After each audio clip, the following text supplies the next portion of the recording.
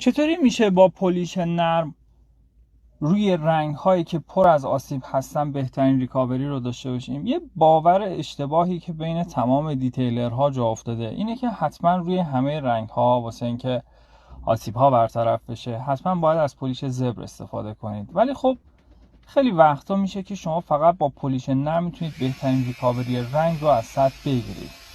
در اصطلاح میشه گفتش که تک مرحله‌ای میشه کار کرد، مخصوصا روی رنگ‌های نرم. اکثر رنگ‌های مشکی رنگ‌های نرم هستن و اینکه نیازی نیست شما بخواید از پولیش زبر استفاده کنید. توی این حالت فقط کافیه که یه پولیش نرم خیلی خوب داشته باشید، یه مایکروفایبر پد.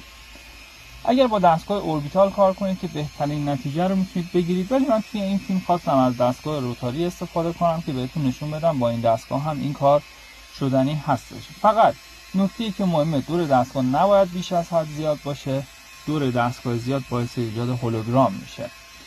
و اینکه شما زاویه دستتون خیلی مهمه، باید حتما توی هر زاویه‌ای که پنل هست توی همون زاویه دستگاه نگه دارید. و اینکه سرعت حرکت دستتون توی این روش باز هم مهمه. فشار به دستگاه اصلا نیارید. بعد اینکه در نهایت میتونید با یه دستمال خیلی نرم قسمتی که ریکاوری شده رو پاک کنید و از نتیجه لذت ببرید.